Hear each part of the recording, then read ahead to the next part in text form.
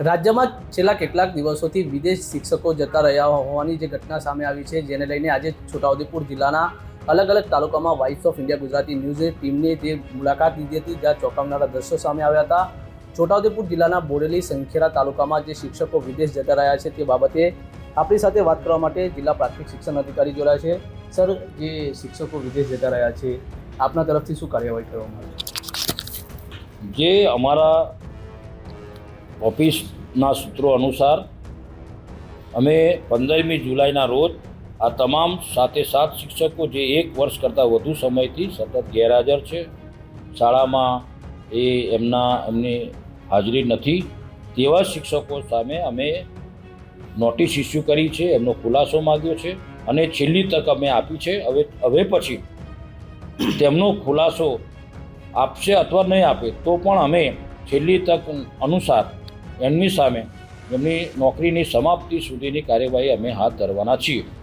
સાહેબ, પરંતુ મહત્ત્વની વાત એ છે કે જે 2018 વર્ષ 2018માં જે શિક્ષકો વિદેશ જતા રહ્યા, કોઈ શિક્ષક અમેરિકા ગયો છે, આપના તરફથી નોટિસ આપવામાં આવી છે, પરંતુ શિક્ષાત્મક પગલાં કેમ ના લેવામાં આવે? હવે ગુજરાત રાજ્ય સામાન્ય વહીવટ વિભાગ 2006ના પરિપત્ર મુજબ એમની સામે અમે યોગ્ય કાર્યવાહી કરી અને એમની નોકરીની સમાપ્તિ કરવા માટેની છેલ્લી તક અમે 15મી જુલાઈએ આપી છે.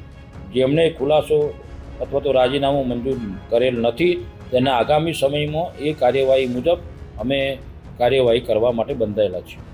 પરંતુ સાહેબ, સૌથી મહત્ત્વની વાત એ છે, બોડેલી તાલુકાની લવેડ જે ગામ છે ત્યાં પ્રાથમિક શાળા આવેલી છે, ત્યાં મહેકમ પ્રમાણે 2 શિક્ષકો છે અને 4 જ વિદ્યાર્થીઓ ત્યાં અભ્યાસ કરી રહ્યા છે. 1 થી 5 ધોરણની ત્યાં શાળા આવેલી છે.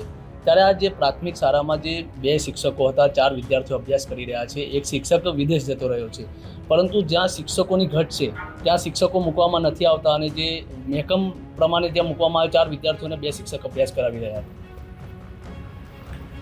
સરકારશ્રીના રૂલ્સ મુજબ જ્ઞાન સહાયકોની નિમણૂક અમે જે તે સ્કૂલ ઓફ એક્સલન્સની શાળાઓમાં કરી દીધેલી છે. અન્ય શાળાઓમાં જે શિક્ષકોની ઘટ છે તે આગામી સમયની અંદર સરકારશ્રી દ્વારા તેમની ભરતી કરવામાં આવશે અને એ જે ઘટવાળી જે શાળાઓમાં છે તેમાં પણ નિમણૂક આપી અને એ ઘટ પૂરી કરવામાં આવશે. પરંતુ જે આચાર્યો છે પ્રાથમિક શાળાઓના, તેઓએ કહ્યું હતું કે અમે શિક્ષણ અધિકારીને પણ રજૂઆત કરી છે, વારંવાર રજૂઆત કરી છે, તેઓ નોટિસ આપીને ત્યાં છૂટા થઈ જાય છે. શિક્ષાત્મક પગલાં કેમ નથી લેવામાં આવે છે? સ્વાભાવિક છે, જે શિક્ષકો લાંબા સમયથી ગેરહાજર છે એની સામે અમે સમયાંતરે એમને નોટિસ આપી એમનો ખુલાસો માગીએ છીએ અને જે શિક્ષકો 1 વર્ષ કરતાં વધુ સમયથી જે ગેરહાજર છે એમની સામે પણ અમે 3 નોટિસ દ્વારા અમે ખુલાસો માગેલ છે. જો 3 નોટિસના અંતે પણ એ ખુલાસો રજૂ નહીં કરે તો એક તરફી નિર્ણય લઈ અને એને સેવા સમાપ્તિ સુધીની કાર્યવાહી હાથ ધરવામાં આવશે. સાહેબ, છોટાઉદેપુર જિલ્લામાં આવા કેટલા શિક્ષકો છે જે અત્યારે અભ્યાસ કરાવી નથી રહ્યા અને વિદેશ જતા રહ્યા છે?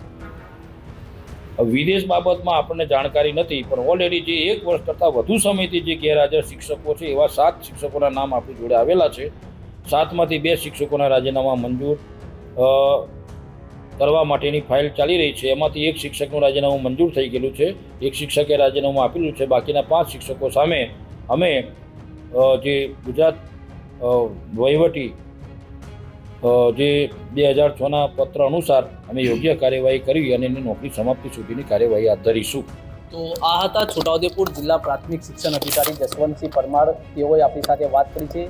વાઇબ્સ ઓફ ઇન્ડિયા ગુજરાતી ન્યૂઝે આજે છોટાઉદેપુર જિલ્લાના અલગ અલગ તાલુકાઓના જે ગામો છે ત્યાં મુલાકાત લીધી હતી અને જે શિક્ષકો વિદેશ જતા રહ્યા છે તે મુદ્દે અહેવાલ પસારિત કર્યો હતો. ત્યારબાદ આપણે શિક્ષણ અધિકારી સાથે વાત કરી છે. તે તમામ મુદ્દે એમની સાથે વાત કરી, તેઓએ જવાબ આપ્યો છે અને શિક્ષકો ઉપર જે શિક્ષાત્મક પગલાં લેવાના થશે તે પણ લેવાની તેઓએ વાત કરી છે. ત્યારે જોવાનું રહેશે આગામી દિવસોમાં શિક્ષકો ઉપર કેવી કાર્યવાહી કરવામાં આવે છે અને શિક્ષકોને છૂટા કરવામાં આવે છે કે કેમ તે જોવાનું રહેશે.